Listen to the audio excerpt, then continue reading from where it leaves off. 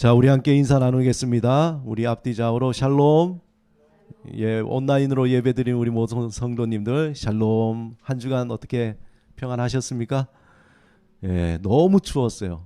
너무 추워가지고 정말 거의 냉장고 안에 사는 것처럼 그렇더라고요.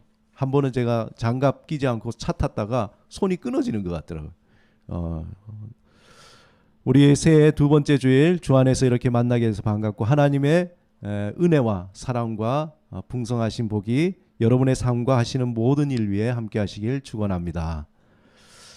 샬롬의 언어 우리 함께 연습하겠습니다. 가슴에 손을 얹고 우리 세 번씩 우리 샬롬의 언어 연습하도록 합니다. 시작. 나는 하나님의 사랑받는 자다. 나는 하나님의 사랑받는 자다. 나는 하나님의 사랑받는 자다. 그래, 그럴 수도 있지. 그래, 그럴 수도 있지. 그래, 그럴 수도 있지. 이제 현재를 살자. 이제 현재를 살자. 이제 현재를 살자. 네.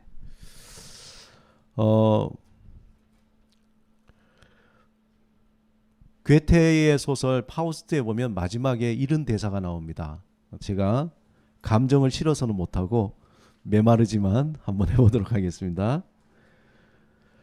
그렇다. 이 뜻을 위해 나는 모든 것 바치겠다. 지혜의 마지막 결론은 이렇다. 자유도 생명도 날마다 싸워서 얻는 자만이 그것을 누릴 자격이 있는 것이다. 그래서 위험에 둘러싸이더라도 여기에선 남녀노소가 모두 값진 나날을 보내는 것이다. 나는 이러한 군중을 지켜보며 자유로운 땅에서 자유로운 백성과 살고 싶다. 그러면 순간을 향해 이렇게 말해도 좋으리라. 멈추어라. 너 정말 아름답구나. 내가 세상에 남겨놓은 흔적은 영원히 사라지지 않을 것이다.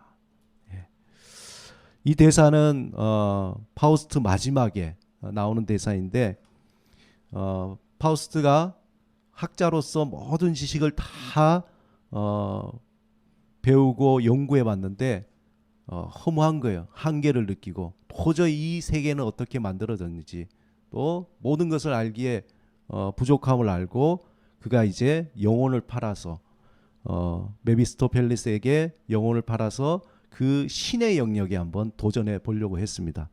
그리고는 그 힘을 빌렸는데 그게 음지의 힘이죠.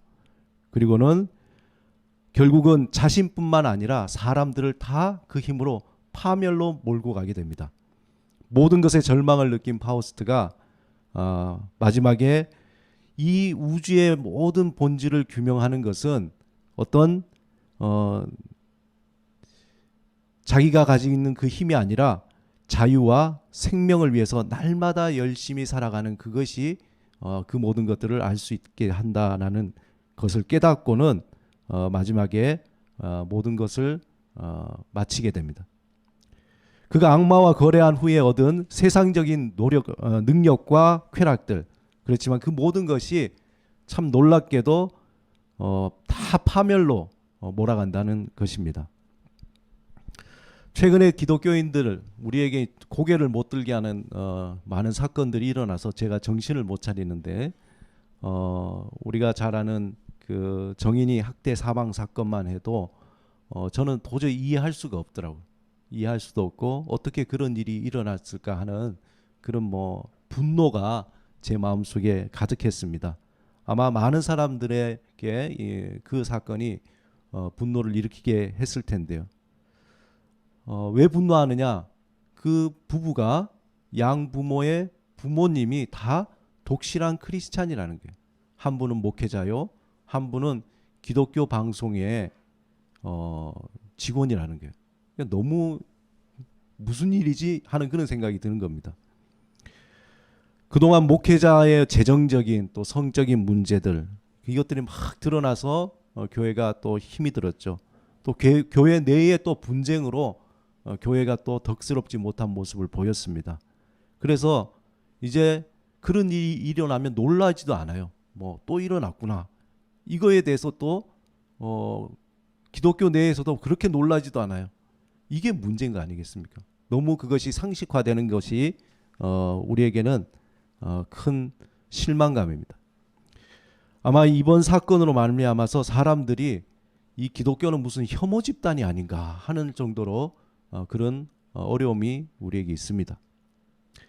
또 이런 사건을 접할 때마다 저는 예수님이 40일 광야에서 금식하신 후에 찾아온 유혹을 생각하게 됩니다.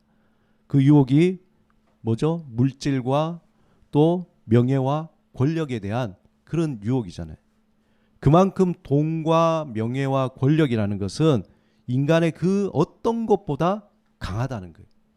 그 어떤 것보다 인간에게 아주 심한 극한의 어떤 유혹을 준다는 것입니다. 이것을 둘러싸서 사람들이 다 아귀다툼으로 싸우잖아요. 그리고 거기에서 은근슬쩍 사람들을 더 옥죄어 옵니다. 더 많은 권력, 더 많은 물질, 더 많은 명예들 가져야 한다고 그렇게 옥죄어 오는 거죠. 이러한 유혹과 시험에 철저하게 드러난 그 모든 것들, 사건들 통해서 우리는 도대체 무엇을 믿고 있는가? 믿는 자로서 그렇게 생각을 해봅니다. 또 한편 우리가 믿고 있는 우리 하나님을 우리는 어떻게 정말 잘 믿고 있는가에 대해서 더 정확하게 알기 위해서는 우리는 누구를 예배하고 있는가? 거기에 우리가 무엇을 쫓고 무엇을 닮아가고 있는가? 그 열매들이 맺혀지는 게 됩니다. 오늘 본문에 보면은 예수님은 수가성 여인에게 종교적으로 매우 본질적인 말씀을 하고 있어요. 자, 오늘 말씀 요한복음 4장 23절에 아버지께 참되게 예배하는 자들은 영과 진리로 예배할 때가 오나니 곧 이때라. 아버지께서는 자기에게 이렇게 예배하는 자를 찾으신다. 그렇게 말씀하고 있습니다. 오늘 이제 특별히 새해에 제가 처음 그림을 그리려고 하는데 아까부터 좀 문제가 빛이 너무 반사돼서 그렇죠. 예. 여기 막 빛이 막 나가는 것 같아. 예. 자막이 안 보여서 예. 지금은 괜찮으니까. 자, 먼저 오늘 그림 간단하게 그리는 게 아니라 글자를 쓰고 시작하도록 하겠습니다.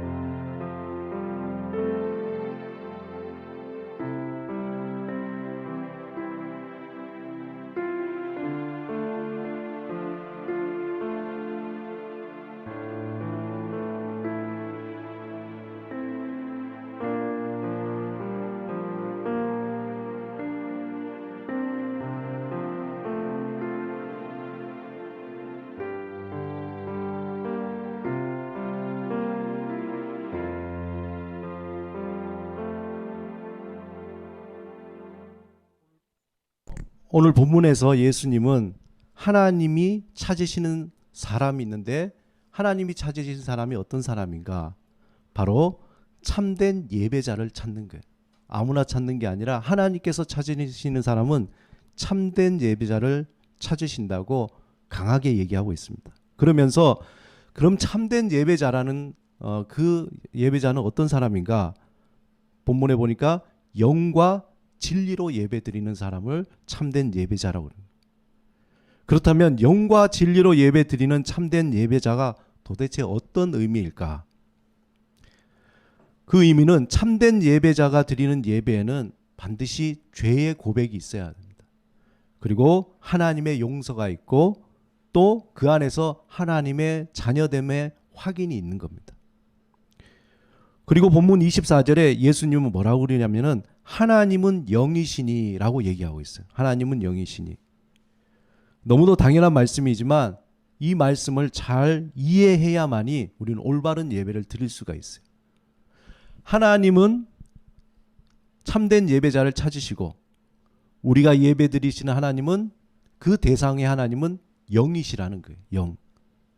그러면 하나님이 영이시다라는 말은 두 가지의 의미가 있습니다. 첫 번째 뭐냐면은 하나님은 장소를 초월하신 분이라는 거예요. 장소를. 그리고 둘째 하나님은 행동하시는 분이시라는 거예요. 영이라는 것은 여러분 바람과 같이 고정되어 있지 않고 보이지 않지만 계속 움직이는 거죠.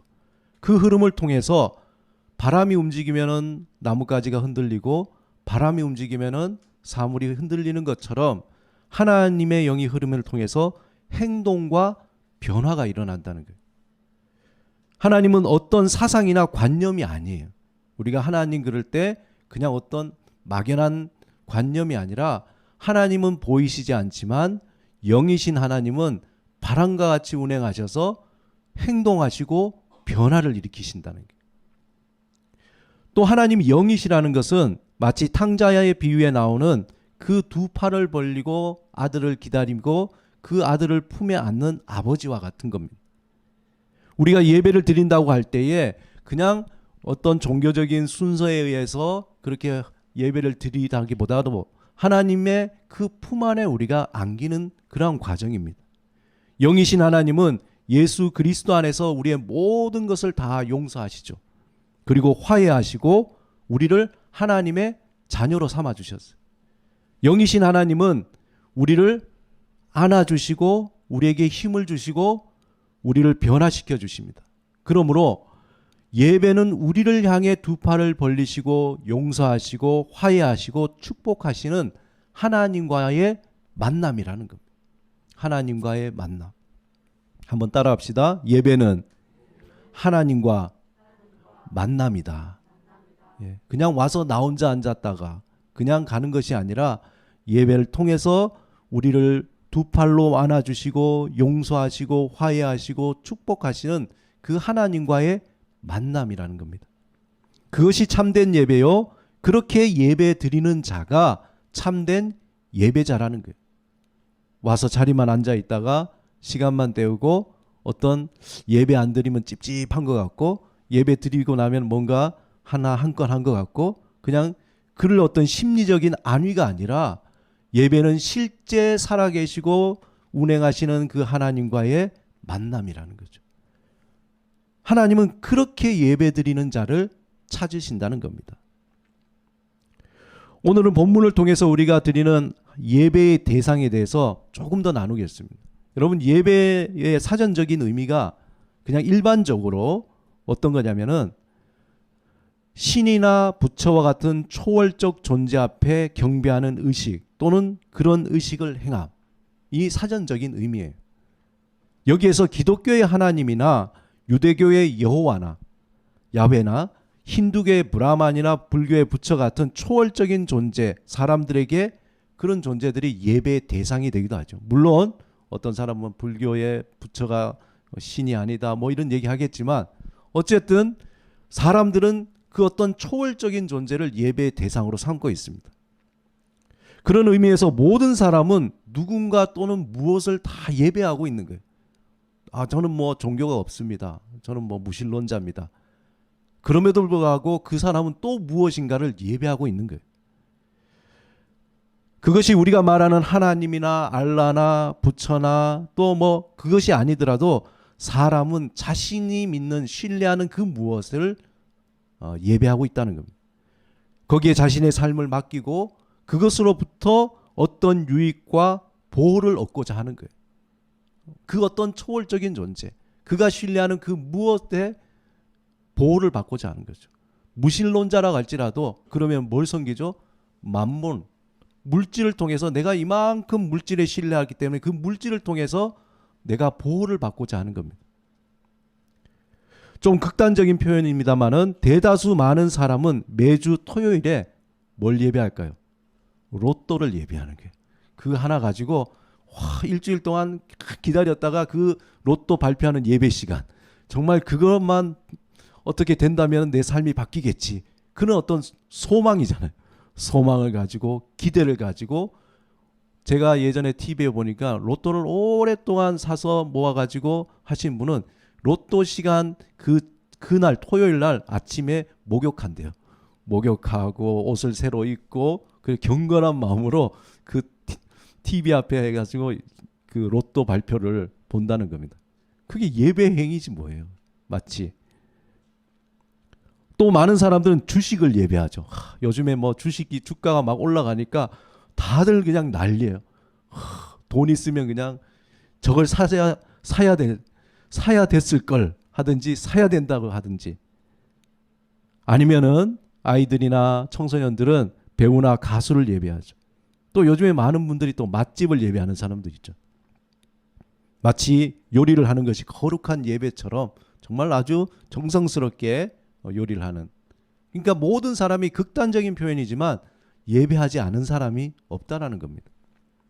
본질적으로 비교할 수 없지만 그 안에는 마치 예배와 같은 신성함과 헌신이 있어요. 신성함과 헌신. 왜 그렇습니까? 인간이라는 존재가, 근원적인 존재가 근원적으로 예배를 위해서 창조되었기 때문에 그렇습니다. 하나님께서 인간을 근원적으로 예배하는 자로 지음을 받았기 때문에 하나님이 없으면 다른 것으로 예배하게 되는 겁니다. 다른 표현으로 인간은 하나님을 의지하는 존재로 지음을 받았기 때문에 타락 이후에 세상의 시간 속에 빠진 인간은 하나님 대신에 다른 존재가 그 자리에 앉아 있다는 거죠. 그렇다면 저와 여러분은 누구를 예배합니까? 저와 여러분은 누구를 예배합니까? 바로 살아계신 하나님을 예배하잖아요.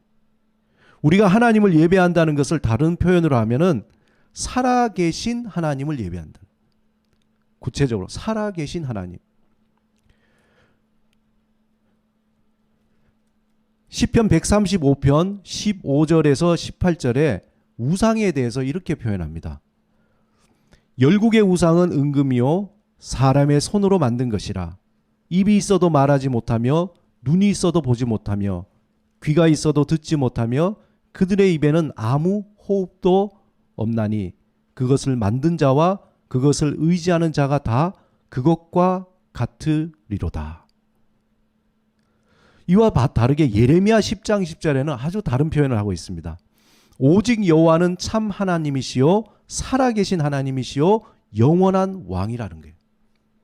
그 전에 시편 135편 15절에 18절에 보면은 우상은 어떠한 존재라고 이렇게 표현하고 있습니까? 듣지도 못하고 보지도 못하고 말하지도 못한다는 거예요. 이것은 예레미야 10장 10절에 나타난 우리의 하나님과 비교해 보면은 너무나 확연하게 다르죠. 우상은 입이 있어도 말하지 못하고 눈이 있어도 보지 못하고 귀가 있어도 듣지 못합니다. 제가 예전에 그 인도에 단기 선교 갔을 때에 거기에 보면은 칼리 신전이라고 있어요. 근데 칼리 신전에 정말 많은 사람들이 그 신전 앞에 모여서 예배하고 정말 분위기도 아주 음산하고 그래요.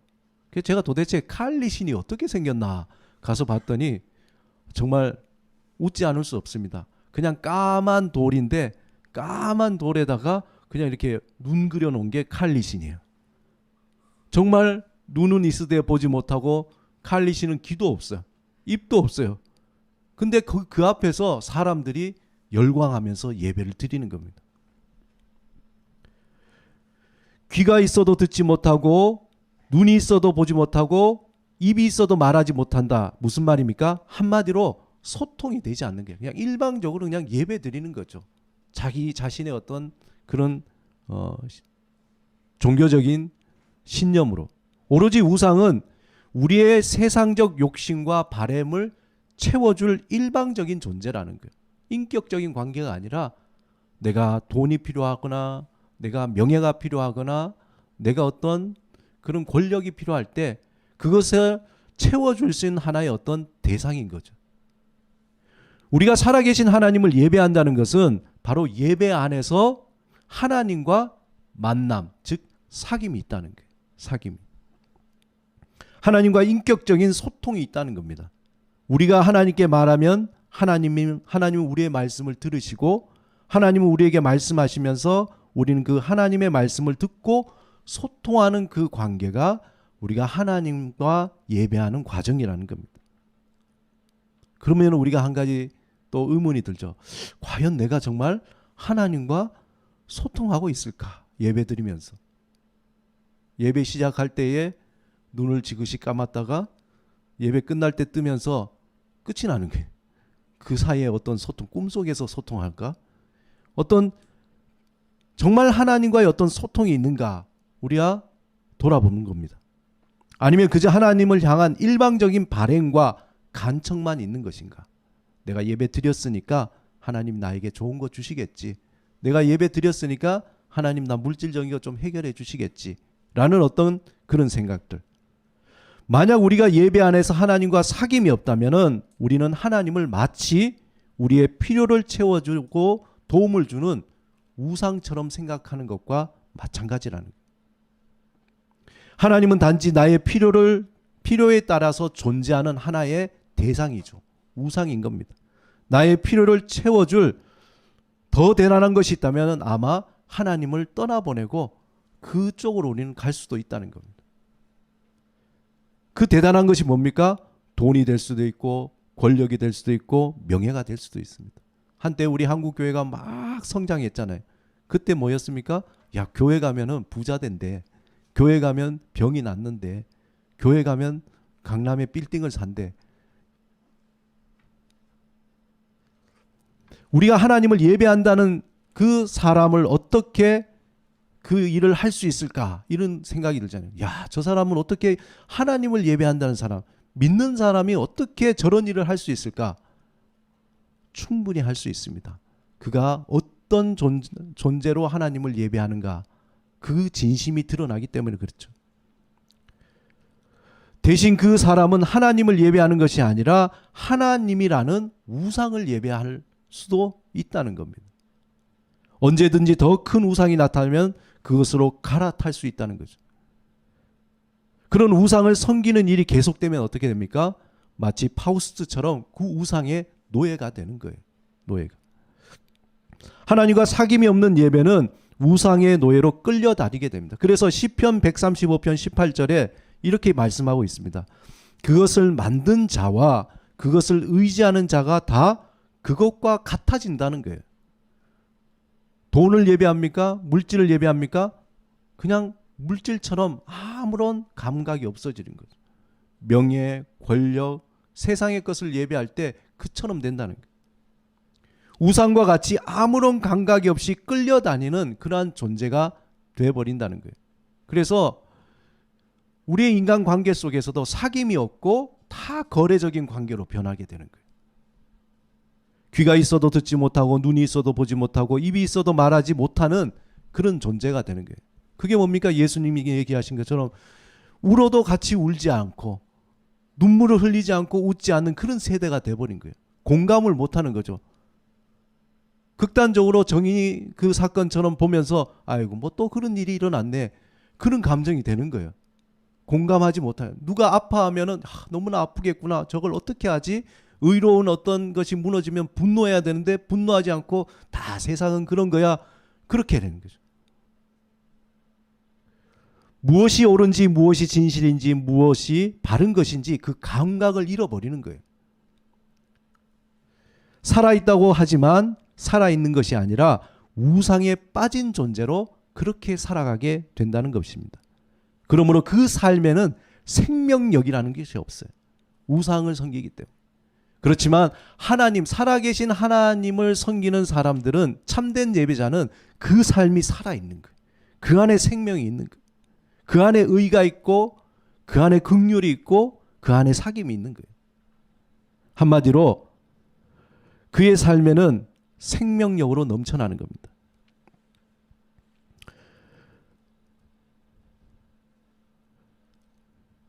이 시간에 제가 그림을 조금 더 그리도록 하겠습니다.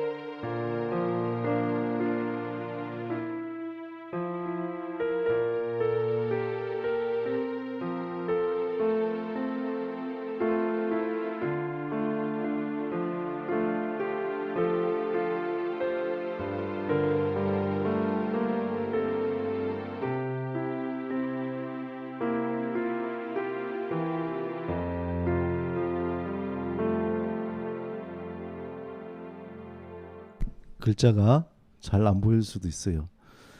예, 하나하나 또 설명하겠습니다. 종이가 오늘 너무 좋은 거라 그동안 쓰지 않았던 너무 고급 종이라. 예. 사랑하는 여러분, 저와 여러분은 어떤 하나님을 예배하고 있습니까? 우리는 살아계신 하나님, 우리를 살리시며 우리를 변화시키시고 우리에게 평안과 기쁨을 주시는 그 하나님을 예배합니다. 그렇기 때문에 우리는 살아계신 하나님을 예배하기 때문에 예배를 통해서 우리 안에 평안과 기쁨이 일어나고 사귐이 일어나고 우리의 영이 살아나는 것입니다. 그 샬롬, 평안의 그 샬롬은 우리가 만든 것이 아니라 바로 예수 그리스도의 십자가의 죽으심으로 하나님과 우리 사이를 화해시켰습니다. 하나로 만드신 거죠. 그리고 그 살아계신 하나님을 예배할 때에 우리는 용서를 경험하게 됩니다. 그리고 용서 앞에서 우리는 이제 세상 앞에 사는 것이 아니라 잘 보이지 않겠지만 코람데오, 무슨 뜻입니까? 하나님 앞에서, 코람데오, 하나님 앞에서 살아가는 존재가 된다는 것입니다. 이사야 6장 4절 5절에 이사야 선지자가 성전에서 하나님을 보고는 이렇게 얘기하는 거예요. 내가 말하로되 화로다 나여 망하게 되었도다. 나는 입술이 부정한 사람이요 나는 입술이 부정한 백성 중에 거주하면서 만군의 여호와이신 왕을 배웠음이로다 하였더라. 우리의 살아있는 그 참된 예배 안에는 이런 회개가 있어야 되는 거예요. 그런데 이 회개라는 것이 여러분들 생각하는 것처럼 어떤 하나님 나 잘못했어요. 하나님 내가 이런 마음을 품었어요. 물론 그런 것도 우리가 죄의 고백이라고 할 수 있지만 더 중요한 건 뭐라 그랬습니까? 항상 우리에게 다가오시면서 우리에게 베풀어 주신 그 하나님 앞에 방향을 바꾸는 거죠. 우리의 마음속 깊은 곳에 하나님을 향한 그 마음이 바뀌어지는 거죠. 세상을 향했던 그 마음을 돌이켜서 하나님을 향하는 것. 탕자가 세상을 향했다가 그 아버지의 집으로 향하는 것처럼 내 마음속에 그 방향이 지금 어디로 가 있는지 우리가 살펴보고 하나님으로 가야 되겠다. 하나님께로 돌아가야 되겠다. 그것이 바로 회개라는 것입니다. 시편 51편 15절에 16절에서 이것에 대해서 구체적으로 얘기합니다. 주께서는 제사를 기뻐하지 아니하시나니 그렇지 아니하면 내가 드렸을 것이라. 주는 번제를 기뻐하지 아니하시나이다. 하나님께서 구하시는 제사는 상한 심령이라. 하나님이여 상하고 통회하는 마음을 주께서 멸시하지 아니하시리이다. 진정한 예배 속에는 이러한 하나님으로 향한 마음을 바꾸는 것, 우리의 시선을 하나님으로 향하는 그런 회개, 통회하는 마음이 있어야 되는 거죠. 우리 미화 십자가 교회는 그 예배를 우리가 일명 오감으로 드리는 예배라고 그럽니다. 오감으로 드리는 예배. 그래서 우리 미화 십자가 교회 예배는 환대의 예배를 지향하는 거예요. 환대의 예배. 환대자가 안 보이죠. 환대의 예배.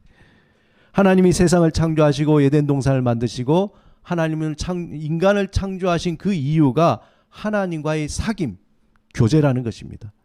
그것이 죄로 말미암아 끊어졌다가 다시 예수 그리스도 안에서 다시 회복되는 그러한 예배.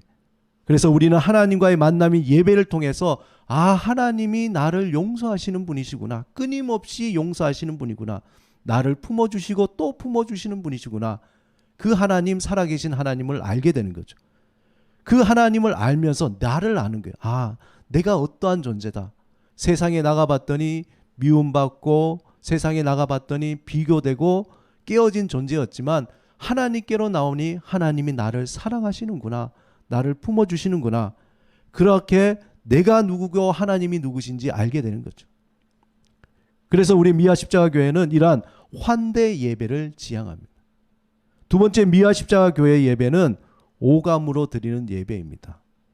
하나님이 우리를 하나님의 형상대로 만드셨다는 것은 지난주에 우리 말씀 나눴지만 창조의 하나님, 우리의 예술가로서 하나님. 그래서 우리가 예배 드릴 때 단지 설교 말씀만 아니라 보고 듣고 맛보고 함께하는 그러한 예배로 하나님이 어떠한 분이신지 우리가 오감으로 예배드리는 그러한 예배를 지향합니다. 세 번째, 우리 교회 예배는 산 제물로 드려지는 예배. 다시 말해서 예배가 주일날만 예배 드리는 것이 아니라 일상의 삶 속에서 예배가 이어지는 삶의 예배로 드리는 것입니다. 일상에서 드리는 삶의 예배. 그래서 일상에서도 하나님이 우리를 만나시고 말씀하시고 보호하시고 인도하시는 그분 앞에 살아가는 거죠. 우리는 그 안에서 참된 예배자로 또 살아가는 겁니다. 우리가 하나님의 자녀이며 마음과 뜻과 정성을 다해서 예배하듯이 우리의 삶을 하나님의 뜻 가운데 살아가는 삶입니다. 또한 우리가 예배 안에서 하나님을 포용받고 또 환대받는 것처럼 우리가 삶의 자리에서 다른 이를 포용하고 환대하는 그러한 삶을 살아가는 그 예배, 삶의 예배를 지향합니다. 자, 이 시간에 그림을 이제 마무리하도록 하겠습니다.